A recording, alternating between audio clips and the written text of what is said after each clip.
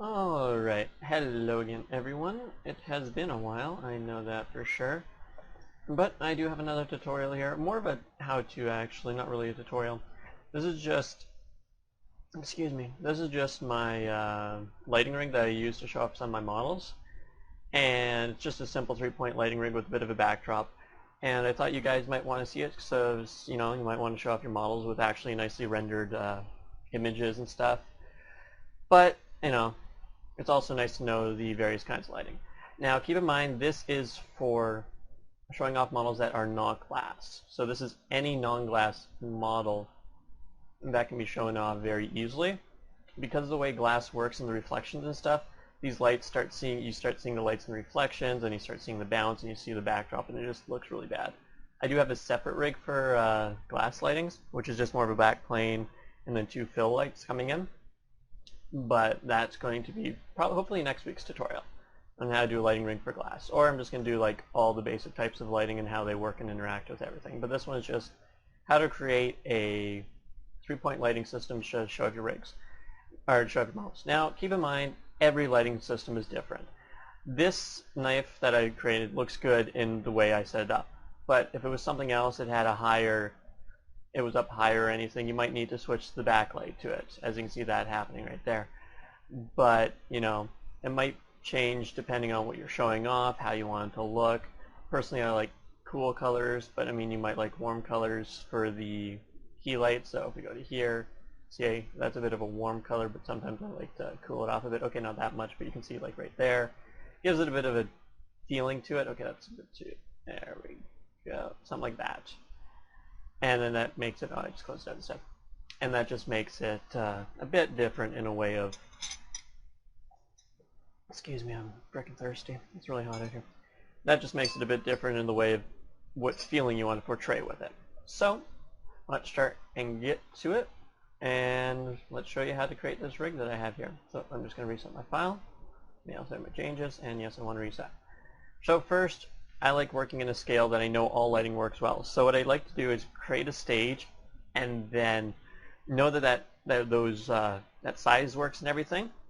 So I can just import my models from a different file, maybe move around the lights just a tad, and then have it all set up nicely to just scale my model down so it works with the lighting. Since it's just show off, it doesn't really matter that you scale your model down. Now, first what we want to do is set up the render. This is going to be a mental ray, of course, because I like mental ray. And just go under render setup or F10 and down all the way to assign renderer, mental ray renderer. It's right there.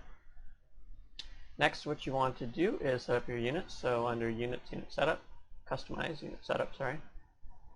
I use US standard, you know that for thing, from decimal inches. This is just to get the right size of the grid and the right size of the lights.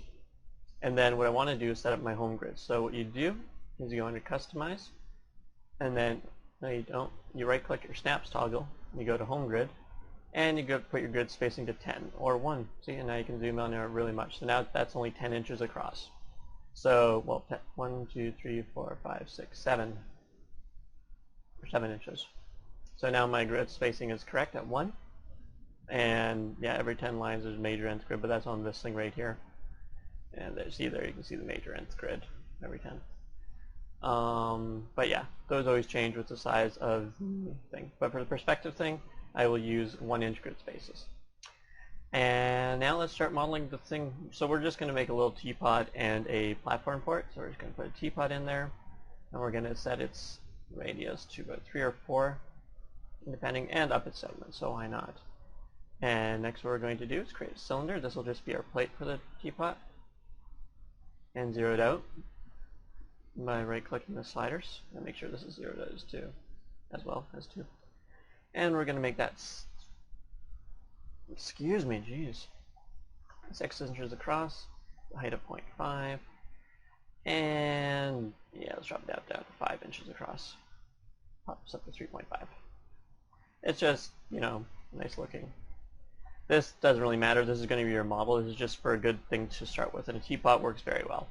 So just zero off the height segments because we don't need them. I'm going to go to 36 sides, convert to an editable poly, and inset it by 0.25, and then add the insets. What this will allow us to do, you'll see in a moment. So we'll just check all those off and hit this and collapse it.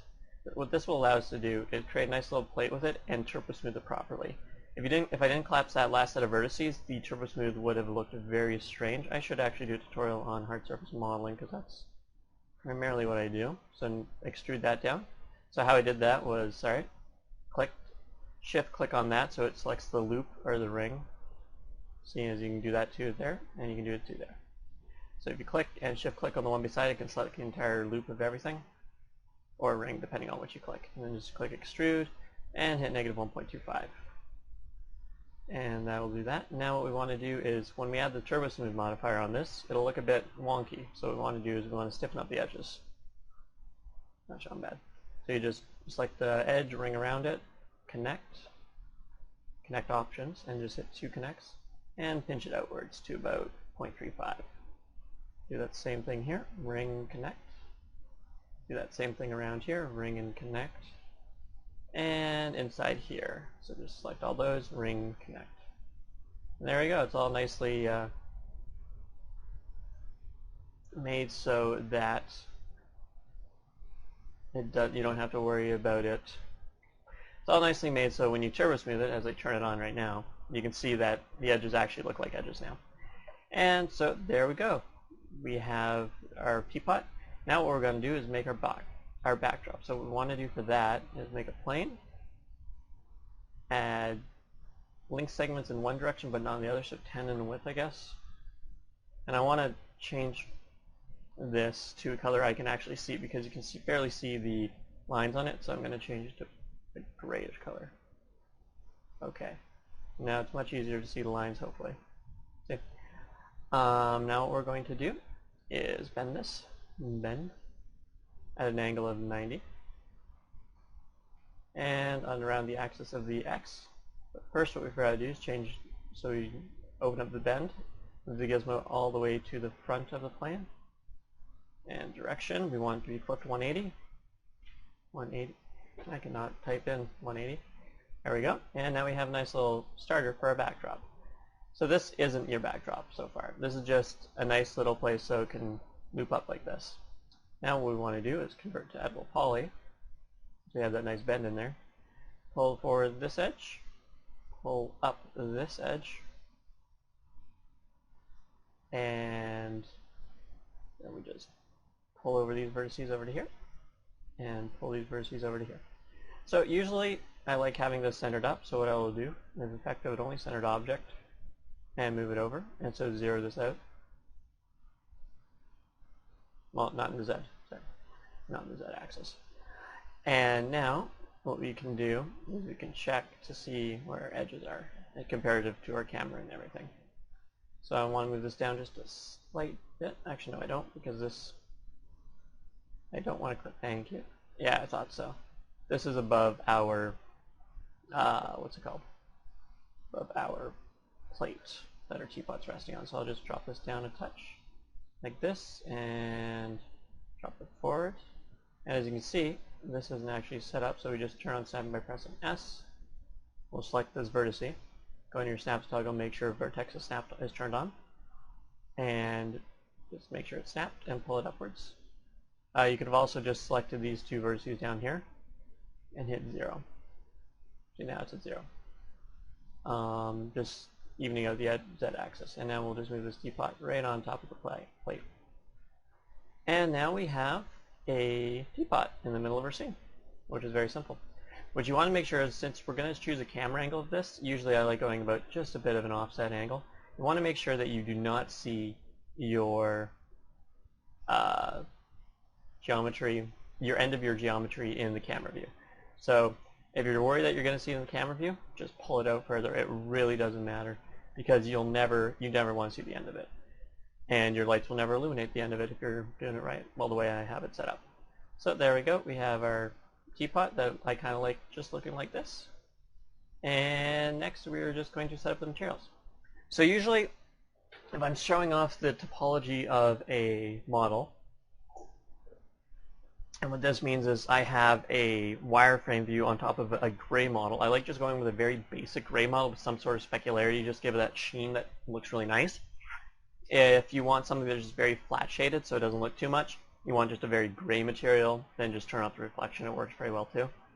As for the background, some people like throwing them against black backgrounds, but I always find that harsh against the eyes. There's always a lot of dark materials that I don't want to see. Like, I want to see your object pop, and it doesn't pop when it's against a black background. I don't find that it helps out too much that it's like, oh, black background, I can't see any shadows except on the model. Sure, it's less distracting, but it doesn't look nice to me.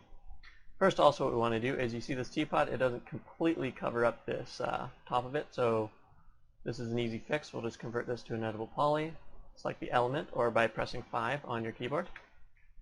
Click this, R to scale, and scale up the element just so it's inside here, so around 115%. You can see your percentages down here. It'll reset when you're thinking back to normal. Anyways, so now we have all our models set up, and that is our basic rig, or basic scene. Hit M to go into materials, and now let's start our materials. So again, I like using mental ray, and architecture and design is usually the best material I'll ever use. I've rarely used something else and actually cared to use it. So what I will use is a nice light color here. So this is a dark gray with a nice sheen on it, so 0, 0, 0.2. If you don't have that set up, that is a round out of 255, that's around 40, I think. 20% of 255, yeah. 10% would be 25, that would be 50 actually. So if you're using RGB, just go to 50. We'll use diffuse level at the same. Now reflection, I'll pump up to 1.07. It was 0.6. 1 is perfectly reflective, and 0 there's no reflectivity. You can see that's right there is your how your material kind of looks in your viewport. You can double click to open that and close that. And next what we're going to do is drop the glossiness down to 0.5, so it allows it a bit more of a fall off, so it's not really perfectly reflective like a mirror. So we're just going to drop that to 0.5. 0.5. I cannot type in here anymore. And glossy samples, I bump it up to 32. My renderer or my computer is very fast, so that doesn't bother me. If you have a slow computer, usually working around 8 doesn't really matter. It's good enough, and then you just bump it up to 32 for the final render. But 32 works for me, or even 64 for the final render. You can go up to 256 for the final render, depending on how high quality you want it. 32 is just a good base value for me. It's enough samples that you can't really tell too much if you're not doing a perfect reflection. Anyways, next what we want to do is turn on our Fresnel reflections. So this is more real life than this one. This one you can see it gives a bit more lighting, and you can see the way the direction you look at it compared to the reflective. That's how this thing works. I should go over that in more detail, but really the Fresnel reflections is real world reflections, and I kind of like it more. But as you can see, there's less reflectivity. So again, that's really what you want. Bump it up, but it really doesn't matter. See. Anyways, next what we're going to do is make sure, since this teapot, as you saw, you could see through it somewhere, these upper parts right here, it's only one single side of geometry. See, if I render this out now, you can see through the geometry. If I render it out in the proper viewport, you can see through the geometry. There we go. As you can see through the geometry. We don't want this, so what we do is we turn backface culling off, and that's not going to affect it because I haven't applied it to it yet. But let's show you what that different looks like. So really what this is making a material two-sided or not. So we'll render it out just quickly. You can see. And then I think I just added that to okay, yeah, I did. I just added it to the element the first time. Anyway, so you can see the reflection. You can see through the material. Turn backface culling off, and then we'll render it again. And as you can see now, you can't see through the material, but you can see the bottom of it because you can see through the other way. But that doesn't matter because this is going to be up here, and there we go. Down a bit, up a bit, down a bit, right about there. And there we go. So all we need to do is now turn on Ambien Clusion. You can put on Ambien Clusion in self-illumination. Under advanced rendering options, I think it is. No, it's under special effects. Sorry, the advanced rendering options was the backface culling. So you go under advanced rendering options, under advanced transparency options, and you just turn off backface culling. Anyway, so under special effects, we want to turn on Ambien Clusion. Samples 256, that's usually good enough. Max distance of 4. Since this is the right size, like we made it the correct size, this will work properly. So the max distance from the teapot that'll take any information from is 4 inches. However, 4 inches is spread from here to about here. There's not going to be enough information there to necessitate using this Ambien Clusion. So we'll just use 2.5. And that's good enough. And anyways, and we'll use color from other materials, just get the proper Ambien Clusion. You can render this off into different paths and then composite in Photoshop, but I hate opening up Photoshop, compositing a single image, and it just gets boring and annoying, so I like turning it on here. I'll take the extra rendering time because my computer's good enough to handle it. But if you need to, you can probably find a tutorial on YouTube, or I can do another tutorial as well. Now what we need to do is make the background material. So this is just our basic metal material, or basic gray material for the object. So we'll just turn basic gray. Don't know how to spell. I never remember how to spell gray. And as well, because I like doing this, I will make the colors of this all black. So what this does is you can see now the wireframe is black and it's much easier to see, but the material stays constant. Next what we're going to do is set up our sheet background, which is more of a white sheet with a bit of noise to it to add a bit of texture. So I'm just going to go white sheet. That sounds bad. Okay, now what I want to do is make a white thing, so 0.75, so something very white. But the diffuse level I'll drop down to about 0.5. So this just gives it a less diffused level, allows that white material though to work with the noise map that I'm going to put in a bit later. And we're going to turn on reflectivity, and I'll just apply this to this right now so now you can see it. And we're going to go down, put in a bump map with noise. So under our bump map, drop that down to a standard, put noise wherever noise is under normal. There we go. Let's move this over a bit. And this doesn't look too good yet, but it's just because it's too large. And we'll drop this down to 0.025. And now let's just quick render here. And render from about here. And you can see our basic scene is set up. So it's nothing special right now. First what we want to do is set up our camera and then set up our renders and everything. But what you can see is that it's got material to it. And you can see the glossiness and the Ambien Clusion taking a while to render out. But it's almost there. There you go. Done. There we go. As you can see, the teapot isn't seen, not very well lit, doesn't look too good, but whatever. We can fix that. So first what we want to do is turn off Final Gather. This is important due to the fact that we want 3 precise lights to illuminate the way we want. What Final Gather does is it sends Final Gathering points around and bounces around the light. It bounces the light around the scene, and it makes it look kind of awkward when you have a 3-point lighting system set up. Usually if you're trying for realism, like the way real world light reacts outside and everything, you want this on. However, we don't want it because of the way 3-point lighting system works. Next, what we're going to do is, and you can also disable that Final Gather. I should show you these things as well. You can also disable that Final Gather under Indirect Illumination. You can enable and disable Final Gather under your render setup under Indirect Illumination. So we'll close that off. And now let's find a good position for our camera. So I don't want to be too zoomed in, but I don't want to be too zoomed out. So we'll just put something like there, and then hit Control-C to set up our camera. Now if we hit P to go back to perspective, you can see our camera has been created in our scene. And there we go. That's our camera that we want. That's a nice little target camera in there. Next, what we want to do is set up our viewports to make it easier reviewing. Right now we have these 4 viewports, but we want one with our camera and lights and one with just for us to work on. So what we do for that is we go under here and under Configure Viewports, and then under Layout. Usually I like these two. I like this one better because of the way my monitors are set up, so I can have one for my camera and one for my working. But anyway, so it's cameras, and we'll hit that to camera 1, and we will also turn on, where are we at? That is not the right one. There we are. I apologize. You know what? I am forgetting where these things are. I apologize most sincerely. There it is, show safe frames.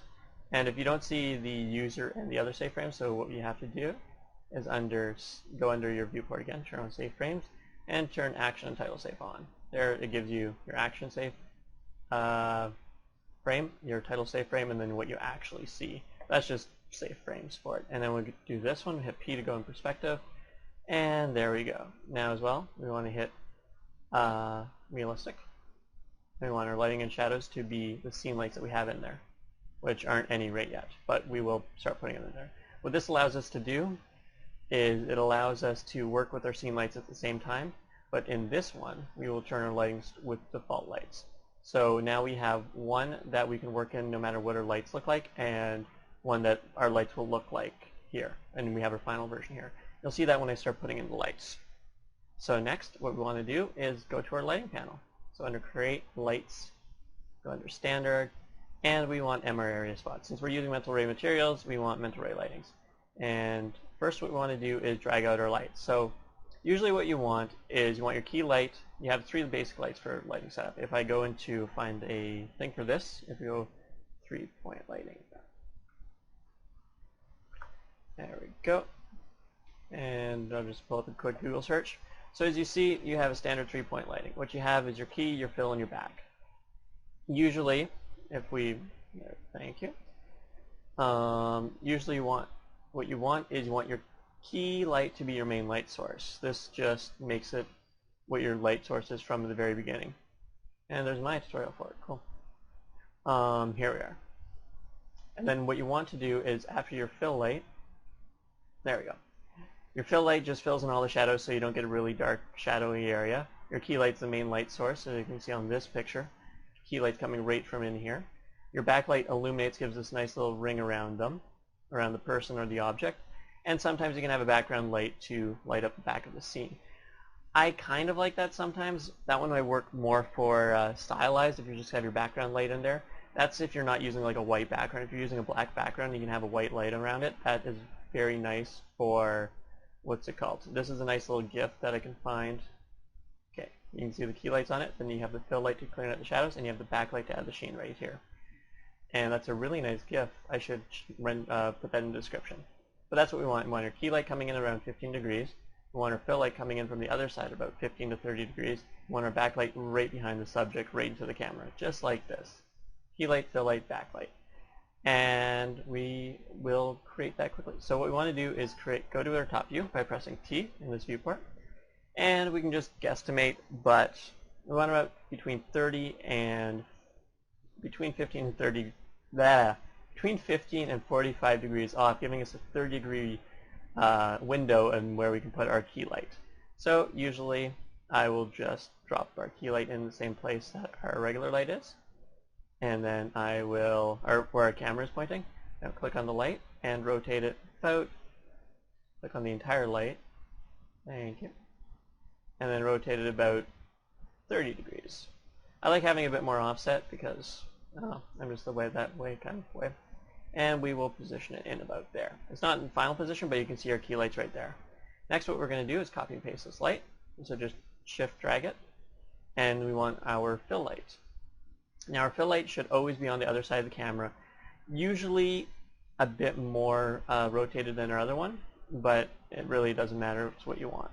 So I will rotate this about 45 degrees and point at the subject right about there. And there's our fill light. And next what we want is our backlight. So what we want with the backlight is really just right around the corner, looking straight at and giving us a sheen at the back of it. And now what you can see is our backlight is giving us nothing, because this backdrop that we have in there is actually taking up the entire location of it, or in the entirety of the scene, so we can't see the light because it doesn't shine through solid objects. So what we want to do is select our plane, go under Object Properties. This is a nice little cheat that you can use, and what you want to do is you don't want it to cast shadows. And now you can see that the light goes through it because it's invisible to that light. And if I move the light up, you can see that it goes completely through it, but it still receives the lighting and the shadow information. It just does not cast shadows so our light can actually go through it. So now that we have all our 3 lights set up in position, what we want to do is we want to set, well, we don't have them set in position, we want to set those up fully in position. Because you can see they're all at the bottom. So usually what you want is your key light to be about 15 to 20 to 45 degrees up onto your object. Usually I have it a bit higher than my camera, so I'll click my entire light, move it up, put it right on my object. As you can see, there's a little sheen right there that shines it right on. Next, what we have is our fill light, which you want almost on the same. You want higher than your camera, but you want it lower than your key light. So put our key light up there, and we'll put our fill light if we go into our left viewport, and F3 so we can see through things. You can see where in terms of position our key light, or in terms of height, our key light and our fill light are.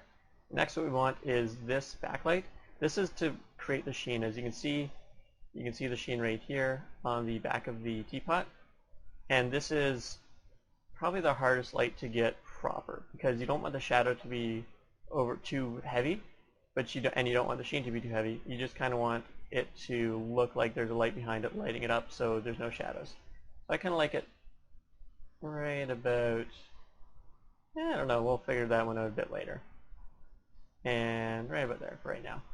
But those are our basic positions of our lighting system. So we're going to hit P to go back in perspective view over here. Go around, hit F3 to go back into our thing, and I will save it because I just realized that. So light rig, let's go into tutorials. Oh yes, I changed my, what's it called? There we go. I changed those things. I moved into a different area. Lighting rig. And it's having trouble finding it. It might be freezing. This is fun. There it is. And we'll just go under light rig. There we go. And now we are going to start creating the lights. So I learned this trick from some guy actually off YouTube. It's easier if you work one light at a time. So we'll turn off our fill and our backlight, and right now we just have our key light on. So for our key light, it needs to be bright, but it also needs to not overpower everything. So what I want to do is usually a value between 1.5 and 2 works well. As I said before, not one light doesn't work with everything. You can set up a nice base for it and then have to tweak values depending on the model you're doing or anything like that. So I usually multiply 1.5 to start off with, and I like cool colors, but a lot of people like warm colors, so I'm going to use a warm color with this one. And so around this, 255, 255, and 230. And will give us a nice warm tint, as you can see right there. If we go, you can see the difference between it very slightly. There's white, and there is just a bit of a warm color to it. So press OK, and that is good for our multiplier. Next, we want our decay to be inverse square. Now, what you see the difference is, right here, it's always perfectly lit at the same lighting. However, that doesn't look proper to me, and it really doesn't work well in the real world. So what we want to do is have it decay just after it hits our object. So in the background, it's a bit less bright and a bit less vivid, so the subject is more well lit. Because of the way we set up our inches, this is around 40 inches away, and what we can do is we zoom in here. You can see this blue box that it created. That is when the inverse square or the decay starts. So if we pull this back, you can see the decay starts much earlier. If we put it farther away, you can see it starts much later. But around 40 seems to work very well. I might even go 36. 18. That's not good. 36. 38? 36. Alright, so we'll use it around 36. So it starts to decay just before it hits the object. As you can see, it hits the object right here, and then it starts to decay. Next, what we want to do is make sure shadows are on to ray trace shadows. And anything under the intensity, this is done for now. Next, we're going into spotlight parameters. As you can see, there's spotlights right here that you can see the edges of. You just want to make sure that you can't see the edges of it. But usually you don't want your hotspot to be that one. So we'll turn our hotspot right down into our subject. So our hotspot only falls onto our subject, so about 20. And then our fall off can go until it fills up the entire planet. You know what I mean. Till it fills up our entire viewport and you can't see the shadows anymore. So something like that. Save it again. And next what we want to do is go under our advanced effects. This is personal preference. If you see it right here, I'll render this out quickly. I'll render it out in the right viewport quickly. Yeah, you can see it in the view. I don't know why it does that sometimes. My GS Max does not like me sometimes. Okay.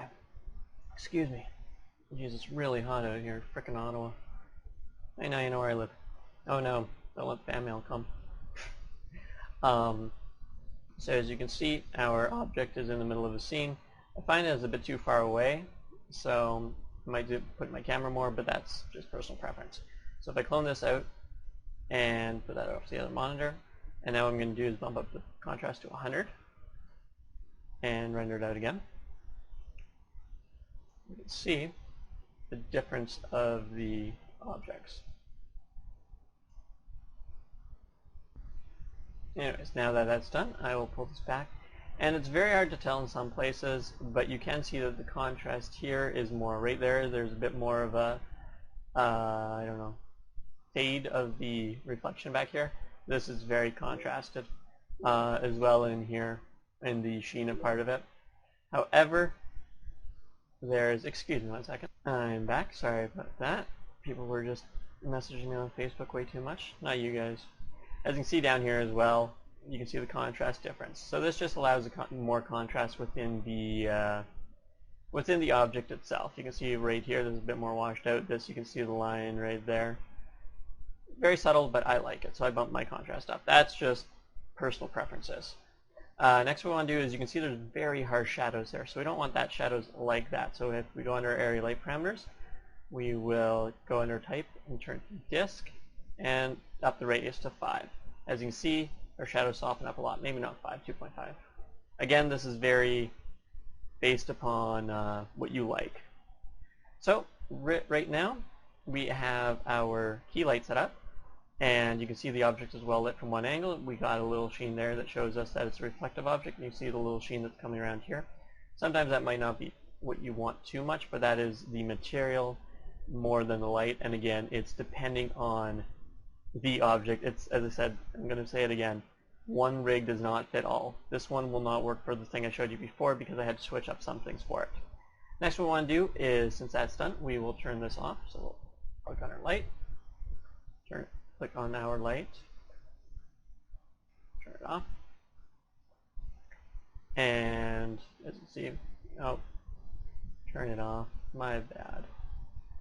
And we'll go to here, turn this one on, and this is our fill light. So what we want to do is we want it to be a soft fill everywhere. So we don't want many shadows, and we want it to be nice soft light.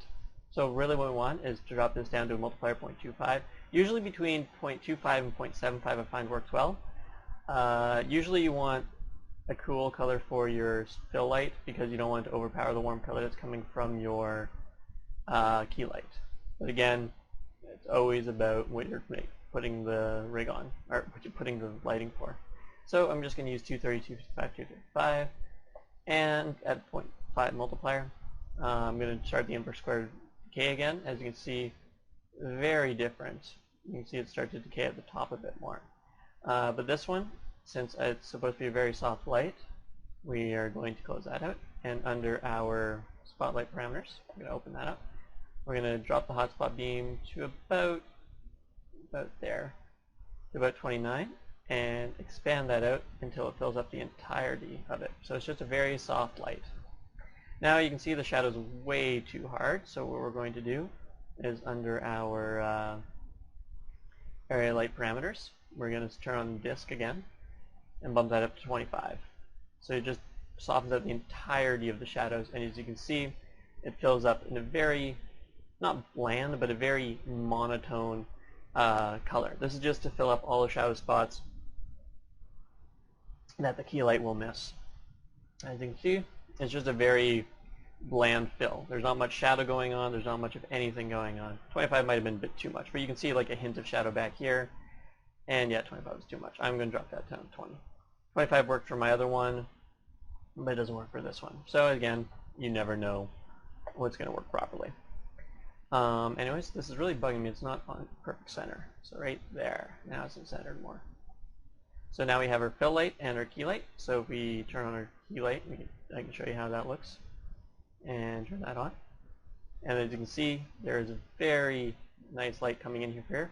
However, you see there's a sheen from the secondary light. We don't want that. We want it to only seem like there's one light on it, but have it very nicely lit. So what you do to turn that off is you go under your key light, or your fill light. I should really name this. Good habits, but I never have them. And under the advanced effects, like I showed you before, right here you can set it to color the diffuse or color the specular as well. What we don't want is, you can see that as that goes on and off, as I toggle this on and off, we don't want the specular sheen from that, so I just turn it off nicely like that. And we have a diffuse color from it, and as you can see there's a nice shadow coming from here, brightening up all this, but there's no shadows from here. It's just nice and filled up. And there you go. 25 still, or 26 seems to be too much. I want to go 15. We want somewhat of a shadow, we just don't want a huge amount of shadow. Something like that. There we go. You can see the shadow very slightly in there. Now we got our backlight, and I'm going to turn off our other two lights quickly. I forgot to do that. Turn that off. Turn that off. Turn on our backlight. And this one is just supposed to be a really bright light that shines on top of the object to give it a nice sheen at the back. So if I move this to a proper location, okay, and we go around here. Usually you want this pointing directly at your camera. So I'm going to pull this up about here. You can see there's some sheen up there, some sheen on the top here, some sheen over there of the object, right about there. And you can see there, that seems to be better for it. So let's get some really nice highlights in there. Highlights in there, and we're going to select the position of it. I'm not having luck with that. Thank you. There we are. And about to there. So you can see we get our sheen from it. Now what we want to do is make sure that this is bright enough so you can see the sheen of it around with everything else going on. So what we want to do is, usually between 1.5 and 2 works best for this. I'll bump it up to 2 with a nice white color. And there. And as you can see, more sheen if you put it up higher. But we don't want too much. We just want a hint of it. As you can see, the hint of it back there, the hint of it up here, the hint of it over there, and the hint of it around here. Next what we want to do is decay it as well, inverse square. And what this does is allows us to decay properly just after it hits the object itself. You can see the decay starting there. And we'll just start the decay right about around 30, right about before it hits it. And it starts decaying off properly. This will look better when you turn on with the fill light. So we got our backlight working like that. Next what we want to do is make sure that our hotspot's low, so it's not too ridiculous. So we want to put a hotspot just on the object like we did with the other one. So hotspot about 18. But we want to turn a fall off up so it envelopes the entire back of it. So this can be ridiculously high since we're looking straight at it. So 120 looks good enough for it. It starts to lose right there. This is just where the light's not shining because it doesn't hit it that way. Next, what we're going to do is turn up the contrast. If it turns up to, not 100, but like 25, you can see that it'll contrast more with the back of it. There's I can't go negative contrast, that sucks. There's very little change, but I like it. So I'm going to pop it up to 25. And see, you want the specular for this one because it can do the sheen. Just turn on the diffuse. Oh my god, that's ambient. That is, oh my gosh. The diffuse is necessary too because it doesn't look right without the diffuse, but keep the specular on. This one is very necessary. This allows for much reflective surfaces to show off that, hey, look, they're reflective. There's a light shining from behind it. It helps out. Next, what you want to do is soften the shadow. So under our area light parameters, we'll go to disk again, and we will hit a radius of 5. As you can see, our shadows soften up. Not too much. As well, these samples will increase before we hit the end of it.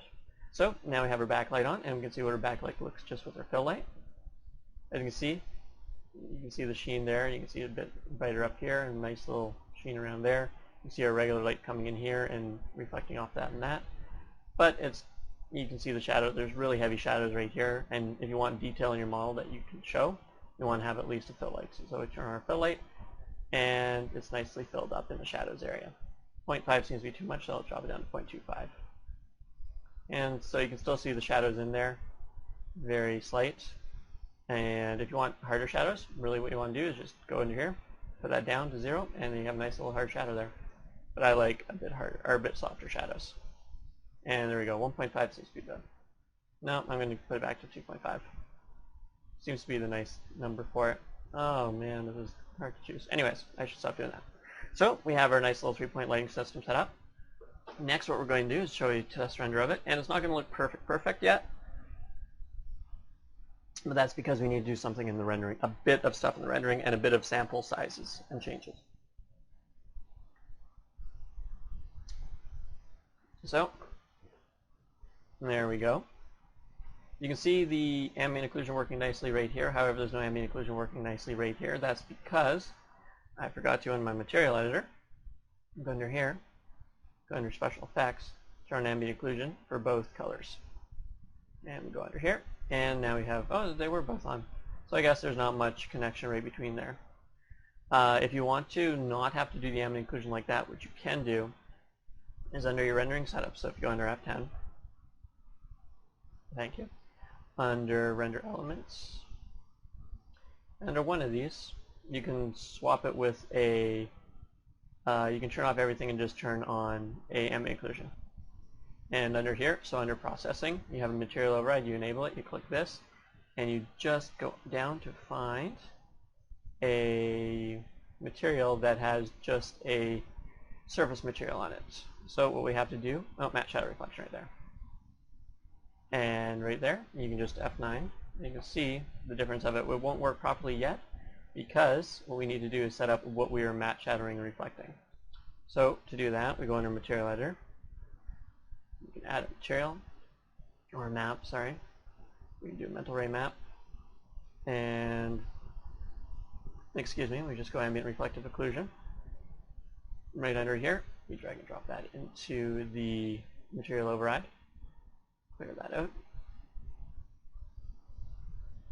And I don't know why it's not allowing me to drag and drop that into it, because that should be able to. I know why. Now, apologies. I forgot that it needs to be a material, not a map. And yeah, the ambient occlusion thing's a map, and this is a material. So what we want to do is go under mental ray material, under surface shader, drag and drop that out to its standard, and sorry, a mental ray, and that's ambient reflective occlusion, and drag and drop that into the material slot. We'll instance that up. Now when we render it, you can just render out the ambient occlusion. This is just the ambient occlusion of it. You can see there's some right there, there's some up there, there's some up down here. There's not much occlusion in this object, but that is if you want it. I usually like just doing it in the materials because it's easier, but if you want to be able to do, that's how you do it in post. And it might yield better results, but it's just faster usually. So what we have now is a nice little setup with our 3 lights. We have, if we go under our rendering options again, so under render setup, we just have a few problems with our samples because our shadows weren't the best. If we go back into our rendered frame window, that I just rendered it the wrong thing again. Well, I didn't render it out, I just overwrote my rendered frame window. So we'll go under here, and actually we can just do all the that's the nice thing about mental ray. You can do everything down here that you want to. So you can see there's a bit of graininess in our shadows there. If this went up to a higher level of detail, I guess, instead of a 640 by 480 frame, we wouldn't be able to as easily set up the how should I say it? As easily notice that there's not graininess in there. So we just want to bump up shadow precision, bump up our aliasing. Our reflections, they're not too bad, but you can always bump that up to about high quality. And this one, bump that one up to normal quality as well. Since we don't have any final gather on, it's fine like that. And then we can render it again. As you can see, it will look a bit better.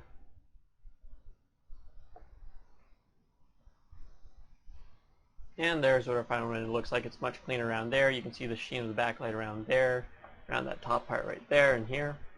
And that is really how it is. So now you have a nice little stage that you can set your models in and render them out. Again, you might need to switch around the positions of everything just to get it the way you like it properly.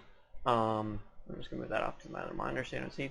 You can move the camera in and out just until you get what you like. And I don't like doing that. I'm just going to change the field of view by going down here and zooming in just a touch, right about to there. And you can do stuff like that. You can zoom in to your objects. You can change the colors of it. And really, nothing works perfectly the first time. This is a good base for everything. And it's a very simple 3-point lighting system with your key, your fill, and your backlight. But, I mean, you're going to have to change things up. You're going to have to tighten up some things. You're going to have to move around lights to get the way you want. Your stage is always going to be different depending on what you're showing off. You might want it to look a different way, so you're going to have to put your backlight against the object so it shines properly. But this is a basic way to start it. And I hope you now have a nice 3-point lighting system to show off your models in. So I will hopefully get another tutorial on how to do the glass one, because this doesn't work with glass, remember that. I can show you a quick little example with that if I just drop in a box. And go under Materials, Mental Array, Design, under here, and set that to a physical glass. No, we don't even, physical glass wouldn't help us to solid geometry. And we just F9 to render that out. It might take a while, a bit too long, so I'll pause the video right now for the wait. Now, as you see, it doesn't look bad, but it would look much better if you had a nice little sheen that come around, as well as in the shadow here, so that helps out a lot with it. But anyways, I hope you now have a 3-point lighting system that you can and will use for your models, and I will get a tutorial on this glass one out hopefully soon. So I'll see you guys next time. Cheers.